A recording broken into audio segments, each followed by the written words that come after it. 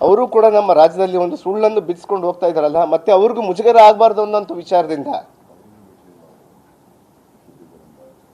ಇವತ್ತು ಈ ದೇಶದ ಅತ್ಯುನ್ನತ ಸ್ಥಾನವನ್ನು ಹೊಂದಿರುವಂಥದ್ದು ಅವ್ರನ್ನೇ ಬಿಡಲಿಲ್ಲ. ನನ್ನನ್ನು ಬಿಡ್ತಾರೆ ಸ್ವಾಮಿ ಈ ಮನುವಾದಿಗಳು? ಈ ದಲಿತರನ್ನ, ಶೋಷಿತ ವರ್ಗದವ್ರನ್ನ, ಅಲ್ಪಸಂಖ್ಯಾತರನ್ನ ಬಿಡ್ತಾರ ನೀವು?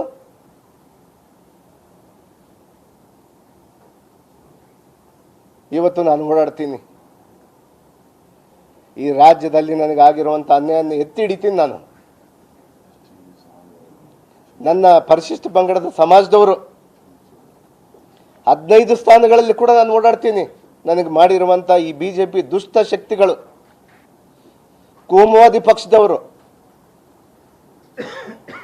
ವಿನಾಕಾರಣ ಹಗರಣ ಇಲ್ಲದೇನೆ ಹಗರಣವನ್ನು ತಂದು ನನ್ನ ಮೇಲೆ ಕಟ್ಟಿ ತಾವು ನನ್ನ ತಲೆದಂಡನ್ನು ಮಾಡ್ತಿದ್ದೀರಲ್ಲ ಸ್ವಾಮಿ. ಶಂಭುಕ ಅನ್ಕೊಂಡಿದ್ದೀರಾ ನೀವು? ಪುರಾಣ ಕಾಲದ ಶಂಭುಕ ಅಲ್ಲ. ಲೋಕ ಕಲ್ಯಾಣಕ್ಕಾಗಿ ಮಾಡಿದಂಥ ತಪಸ್ಸನ್ನ ಶಂಭುಕ ಮಾಡ್ತಾ ಇದ್ದ, ಅವನ ತಲೆದಂಡ ಆಯ್ತು. ಆದರೆ ಇವತ್ತು ನಾನು ಶಂಭುಕ ಆಗ್ಲಿಕ್ಕೆ ನನ್ನ ತಯಾರಿಲ್ಲ ಸ್ವಾಮಿ. ನಾನು ಇಡೀ ದೇಶವನ್ನೇ ಈ ಹಿಂಬಾಗಲಿನಿಂದ ಬರ್ತಿರ್ತಾವೆ. ಈ ರಾಜ್ಯದಲ್ಲಿ ಪ್ರತಿ ಬಾರಿ ಸರ್ಕಾರ ಮಾಡಿದಂಥ ಸಂದರ್ಭದಲ್ಲಿ ಕೂಡ ತಾವು ಹಿಂಬಾಗಿಲಿನಿಂದ ಬಂದಿರೋದು.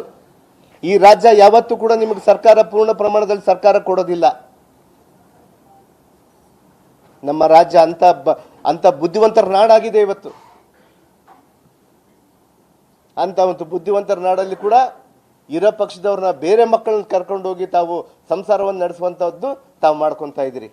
ಬೇರೆ ಪಕ್ಷದಿಂದ ಗೆದ್ದಂಥವ್ರನ್ನ ತೆಗೆದುಕೊಂಡು ಹೋಗಿ ತಾವು ಸರ್ಕಾರವನ್ನು ರಚನೆ ಮಾಡಿ 40% ಲೂಟಿಯನ್ನು ತಾವು ಮಾಡಿದ್ದೀರಿ. ಇವತ್ತು ಇಂಥದನ್ನೆಲ್ಲ ಬೆಳಕು ಚೆಲ್ಲಬೇಕಂದ್ರೆ ನನಗೆ ಸದನದಲ್ಲಿ ಅವಕಾಶ ಮಾಡಿಕೊಡ್ಲಿಲ್ಲ ತಾವು. ಇವತ್ತು ಈ ಸದನದ ಮೂಲಕ, ಈ ಮಾಧ್ಯಮದ ಮೂಲಕ ನಾನು ಹೇಳ್ತಾ ಇದ್ದೀನಿ, ಮಾನ್ಯ ಮುಖ್ಯಮಂತ್ರಿಯವರು CLP ಇಂದ ಹಿಡಿದು ಪ್ರತಿ ಸಂದರ್ಭದಲ್ಲಿ ಡೆಲ್ಲಿಯಿಂದ ಹಿಡಿದು ಗಲ್ಲಿವರೆಗೂ ಕೂಡ ನಾಗೇಂದ್ರ ತಪ್ಪು ಮಾಡಲಿಲ್ಲ ಅನ್ನುವಂಥ ವಿಚಾರವನ್ನು ಹೇಳಿದ್ರು. ನಮ್ಮ ವರಿಷ್ಠರ ಗಮನಕ್ಕೂ ತೆಗೆದುಕೊಂಡು ಬಂದರು.